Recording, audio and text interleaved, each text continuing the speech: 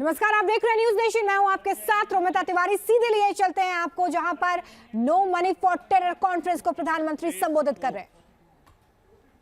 Certain countries support terrorism as part of their foreign policy.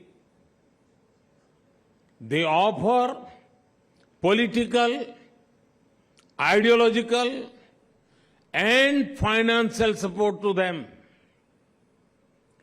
International organizations must not think that the absence of war means peace. Proxy wars are also dangerous and violent. There must be a cost imposed upon countries that support terrorism. Organizations and individuals that try to create sympathy for terrorists must also be isolated. There can be no ifs and buts entertained in such matters. The world needs to unite against all kinds of overt and covert backing of terror. Friends, one of the sources of terror funding is organized crime. Organized crime should not be seen in isolation. These gangs often have deep links with terrorist outfits. The money made in gun running, drugs, and smuggling is pumped into terrorism. These groups help with logistics and communication too. Action against organized crime is extremely important in the fight against terror. At times, even activities like money laundering and financial crimes have been known to help terror fundings. Fighting it needs global collaboration. Friends, in such a complex environment, the United Nations Security Council, Financial Action Task Force, Financial Intelligence Units, and the Egmont Group are boosting cooperation in preventive detection and prosecution of illegal fund flows. This is helping the war against terror in many ways over the past 2 decades. This also helps in understanding terror funding risks. Friends, now the dynamics of terrorism are changing. Rapidly advancing technology is both a challenge and a solution. New kinds of technology are being used for terror financing and recruitment.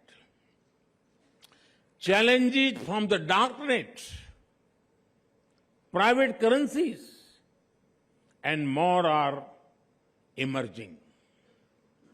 There is a need for a uniform understanding for new finance technologies. It is also important to involve the private sector in these efforts. From a uniform understanding, a unified system of checks and balances and regulations can emerge. But we must be careful about one thing. The answer is not demonize technology. Instead, it is to use technology to track, trace and tackle terrorism. Friends, today, cooperation is needed, not only in the physical world, but also in the virtual world too. The infrastructure used for cyber terrorism and online radicalization is disturbing. Some also offer weapons training from a remote location and online resources, communications, travel, logistics. There are many links of the chain in different countries. Each country can and must act against the part of the chain within the reach. Friends, many different nations have their own legal principles, procedures, and processes. Sovereign nations have a right to their own systems. However, we must also be careful not to allow extremists to misuse differences between systems. This can be prevented through deeper coordination and understanding between governments. Joint operations, intelligence coordination, and extradition help the fight against terror. It is also important that we jointly address the problem of radicalization and extremism. Anyone who supports radicalization should have no place in any country. Friends, over the last few months, many conferences have been held in India relating to different dimensions of security. India hosted the General Assembly of the Interpol in New Delhi, a special session of the United Nations Security Council Counter-Terrorism Committee happened in Mumbai.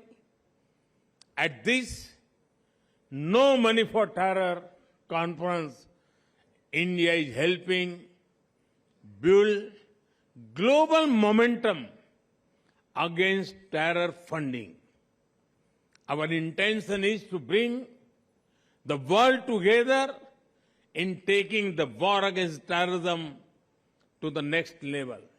Friends, I wish all the participants success in the deliberations over the next few days. I'm positive that you will help in attacking terror funding in all its dimensions. Thank you. Thank you very much.